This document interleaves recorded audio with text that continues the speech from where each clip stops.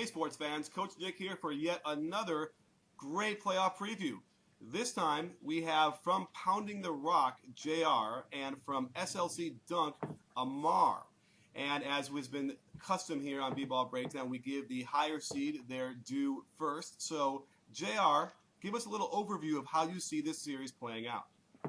Well, I'd like to say that I'm looking forward to a hard-fought competitive series, but I just don't think that there's any way that you could say that this is going to be that at all.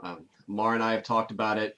I've been as respectful with him as I can, but the fact remains is that it would be difficult to believe that you could set up a Western Conference matchup with a playoff contender, except maybe Phoenix, that would be better for the Spurs than this matchup with the Jazz. The Spurs have one of the worst defending pick and roll defenses at their disposal here, and they run pick and roll all game long. So they've got the number 1 and number 4 pick and roll offense, depending on the ball handler or the roller scoring, and Utah has one of the worst defenses in the league against that. So it's going to be brutal. Well, Amar, basically he is completely disrespecting you. He has said that the Jazz don't deserve to be in the same gym. And how do you respond? Well, first of all, I'd like to say, hey, JR, I really respect your Spurs, but I just don't like them.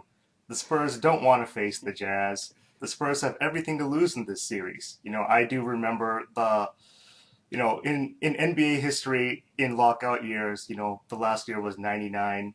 And there was a team that was on the downswing of their success curve, and they were older, but they still managed somehow to get the number 1 seed in the West. And they bounced out pretty early. That was the Utah Jazz. And this year, it's payback. The Jazz have everything to gain. The gun is going to be on San Antonio. They're the ones that have to win. They're playing such a bad Utah team. Utah doesn't play defense, but will crush you in the paint. And you know that too. I like that. By the way, parenthetically, of course, in '99 we know who did win. But I will now tweak the Spurs, and I will say that they deserve, like Phil Jackson said, a little bit of an asterisk for that championship. So, Jr., do you really think the Spurs are going to get crushed in the paint with the likes of Al Jefferson, Paul Millsap, and Enes Kanter and Favors? Well, Popovich has done a whole lot of things this year that are cut against the grain of everything that he's always done. Popovich wouldn't play rookies. Kawhi Leonard has started most of the year. Popovich won't change his lineups to something that he hasn't done all year long. Against the last meeting against the last 2 meetings against the Lakers, he inserted Thiago Splitter into the front line. Thiago Splitter and Tim Duncan had played together like maybe 5 to 7% of the available minutes that Duncan was in the game up to that point. So Popovich is doing a ton of things that are going to make it very different than what you see in the regular season. And with all due respect to Amar and the Jazz, as big as the Jazz are, they're not going to be able to push around the Spurs like you might think. That's actually a fair point. Amar, tell me, how much of the pick and roll how vital is the pick and roll to the Jazz attack? The Jazz attack used to be predicated by the pick and roll because we had really talented players who worked, in harmony together. This year, the Jazz have decided that the only way that they can really win games is if everyone is involved on offense. So everyone actually has their head on a swivel looking to find cutters and to get them the ball. Pick and roll offense, we haven't seen a lot of that, but we do sometimes use it when it's Devin Harris and Derek Favors. I will like to point out that the pick and roll defense of the Jazz, it hasn't been good this season, but 2 of the last 3 games we played against Orlando, where all they did was pick and roll, and we played against Steve Nash's Suns, and Tyrone Corbin and his crew, they realized that pick and roll defense was poor in Utah, and they may have a few tricks up their sleeve to, slow the attack that the Spurs have. Not stop, but slow them. Well, tell me, JR, how can you convince me that Tim Duncan is not an old, creaky man who can't get up and down the court anymore? Actually, I can. One of the big things that everybody says whenever they point back to the Memphis win over the Spurs in last year's playoffs is, oh, hey, they weren't at full strength. Manu had just broken his arm in the last game of the regular season. He didn't even play the first game, and there's no way he was 100%. And that's completely true. But the other thing that doesn't come up is the fact that Tim Duncan had sprained his ankle and tweaked his knee against the Warriors, both in two different games against the Warriors in both January and March. And he was getting shoved out of the post by Marc Gasol regularly in that series. And we all thought, all the Spurs fans thought, well, that's the end of his career. But he's been playing better and better and better as the years progressed, which points to me the fact that he wasn't well in the last series in the playoffs and actually is feeling better and playing better than he was last year. And a younger, better playing Duncan would definitely have turned last year's series and is going to be one of the main reasons why Utah loses this one. Well, I suppose if you're going to say Popovich manages minutes brilliantly and all that, Popovich is so great, which he is, by the way. But anyway, then I might be able to buy that argument because he's the only coach that seemed to have any kind of restraint on his stars. Amar, tell me a little bit about this matchup between the point guards. The point guard matchup is a little bit one-sided. Tony Parker, you just look at his credentials, all-star, Olympian, all-NBA guy. He's built for speed, he gets to the line, and, he's always worked on his shot. Devin Harris, cut somewhat from the same cloth, but nowhere near as good. He's actually come on quite hot lately. In the last 5 games, he's shooting lights out from 3.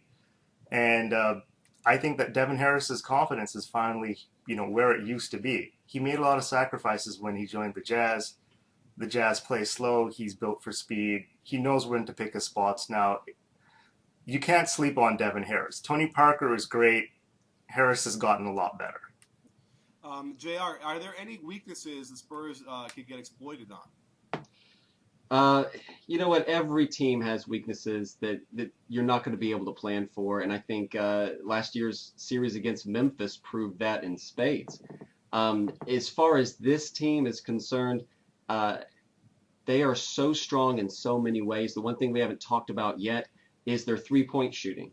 So not only do they run pick and roll like crazy, not only is Duncan playing better than he even did last year, but their ball movement is so incredible that if they continue to run their offense for a full 24 seconds, every single possession down the floor, they're getting open looks either at the basket or behind the three-point line. So the one to answer your question, the one potential problem that they've had during the year was their defense, and even their defense has gotten up into the top 10 in the last, as far as the season is concerned. Second half of the season, they're top 5. So, yeah, there's probably some things that can be attacked out there, but you're going to need a smarter basketball mind than mine to find them. Aha. All right. Well, we were looking at transition defense, but which was shocking to me because the Popovich team, in my mind, would always get back well. The problem with Amar and I were talking about was that the Jazz don't seem to want to run that much. Amar, do you think that they can change that strategy to attack that? I think the Jazz coaches, especially some of the assistant coaches, will definitely key in on that. The Jazz have to run. And that's something which they didn't do much during the regular season because they were still finding their spots. The Jazz kind of know what they have to do now. They have a lot of younger guys out there who are built for speed. Devin Harris, he's finally playing the way he's supposed to, and he's the guy who dictates the pace. And the number one component of running is making sure that you get the ball, you get rebounds. Utah dominates on the glass. They are number 3 in the entire league in rebounds. And one thing that you can say that, sure, Utah doesn't defend the pick and roll well, but they block a lot of shots and they get a lot of rebounds, and that is what facilitates the run. And I would like to point out, sorry if it's going a little long, but there is one big weakness that Utah will try to exploit. It is San Antonio's bigs. If Tim Duncan really is the greatest power forward of all time, then Utah should call him out on that and make him prove it. I am not afraid of Tim Duncan. When Karl Malone was 36, he scored 50 in the first round of the playoffs. Tim Duncan is a year younger. Let's see him equal the task if he is the best. All right. Unfortunately, Amar, I don't think he's going to need to score 50 to win this game. But let's talk. Give us a shot. Let's talk briefly about the coaches. We got Popovich versus Ty Corbin. And for full disclosure, Devin Harris is amazing and awesome, the best point guard in the league because he went to Wisconsin, my alma mater. And Ty Corbin went to DePaul, down the street from where I grew up. So we are DePaul, and go Badgers. But we got Ty Corbin versus Popovich. JR, tell me, who wins that matchup? This is just one more. There's just one more area in which all the positives are definitely in San Antonio's favor. Gregg Popovich has played chess with the likes of Phil Jackson, and really, going from a matchup with the Lakers in their prime, with all of the best players that they've had at their command, and Phil Jackson at the helm, to Ty is kind of like going from chess to checkers. So it's not that look, Popovich always respects his opponent and always has great things to say about Ty, but the truth is that really it's it's a junior high student going up against a PhD. Amar, I'm sorry to have have you hear that. Well, it's only the truth. Ty Corbin last year went 8-20, which is very bad. This year he went 36-30. There is improvement there. He's not at a Hall of Fame level yet as a coach, but he's a very young guy. He's a Chicago guy, so he's going to be a hard worker, and he is working hard, and he'll get better. Well, okay, let's wrap this up with predictions. Amar, give me your one-sentence prediction. There will be fouls, and the Spurs will win. Okay, and then games, you think how many this is going to go? It'll go 5 games. All right, and how about you, JR? I love the 5 games there. Every single time the Spurs have won the championship, it's begun with a loss in the first round in the first game. So Spurs dropping the first at home and winning the next 4 is fine with me. Wow. Well, you guys are both right because it will end in 5, and it will be a spirited battle. And I'm anxious to see what's going to happen in Utah, but the home court advantage is going to be too great. And obviously, when you're rebounding and you have that home court cheering you on, you get better rebounds. So we'll see how that works. Thank you guys for joining us, and stay tuned, sports fans, for lots more. Make sure to visit their respective blogs that are in the link below, and we will talk to you guys soon. I want you back on as soon as we can have you. Thank you. You got it.